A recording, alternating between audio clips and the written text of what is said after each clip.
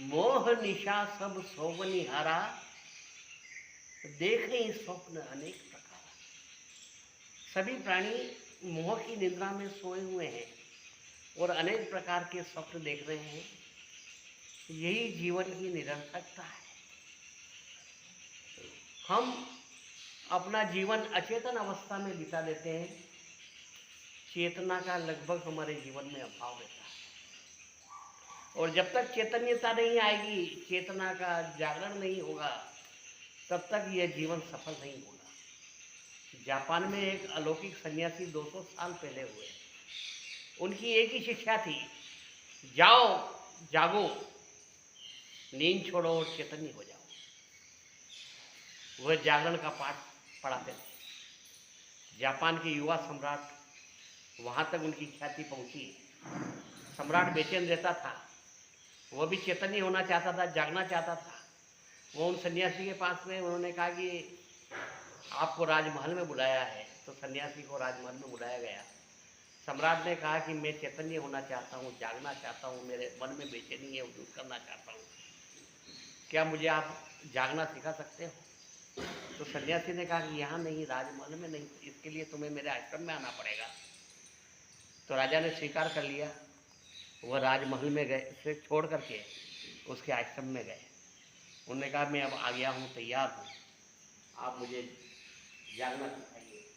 तो क्या सबसे पहला पाठ ये है कि तुम दिन में जब भी कुछ पढ़ रहे हो, खा रहे हो या कुछ भी कर रहे हो, उस समय मैं लकड़ी की तलवार से तुम्हारे ऊपर हमला करूंगा, तुम्हें अपने आप को बचाना है।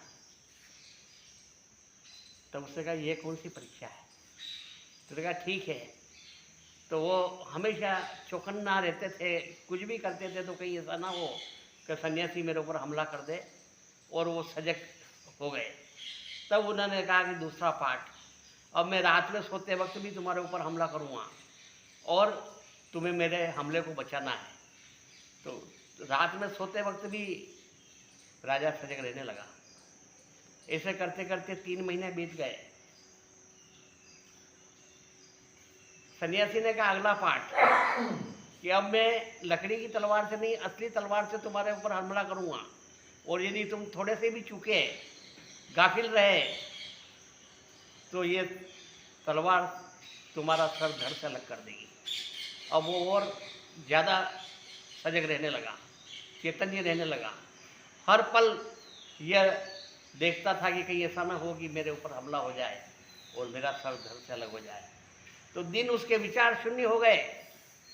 कोई भी दिन में विचार नहीं आता, सिर्फ एक ही विचार आता है, मुझे अपने आप को चैतन्य रखना है, जगना रहे, मुझे तलवार के हमले से बचना है।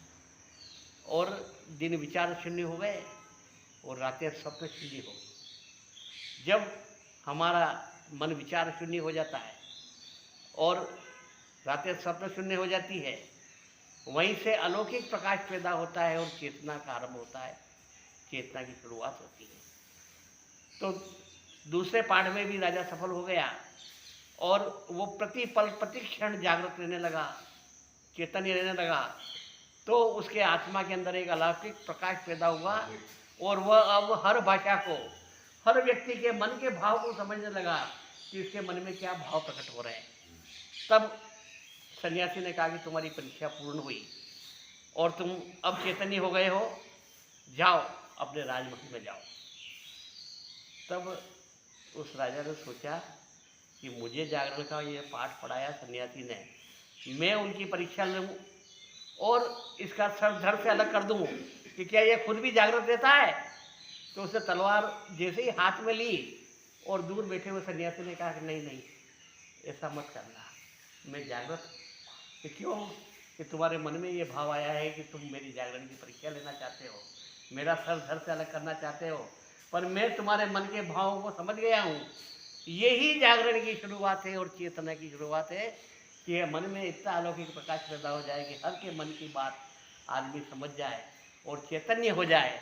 यह त्रेता युग के अंदर लक्ष्मण और मेघनाथ ने करके दिखाया, नींद पर जीत करके दिखाया। इसलिए उनके अलौकिक पराक्रम की हमेशा सर्वत्र प्रशंसा की गई। और द्वापर के अंदर अर्जुन ने यह काम किया था कि नींद पर विजय प्राप्त की थी, इसलिए उसका नाम गुड़ाकेश पड़ा था। तो इस प्रकार यदि हम हमेशा इस प्रकार का भाव मन में रखें कि कोई भी आदमी कभी भी आके हमारा सर तलवार से काट सकता है, और हम अपने आप को चैतन्य और जागृत रखें, तो यहीं से चेतना की शुरुआत होती है और यहीं से हमारा जीवन सफल होता है।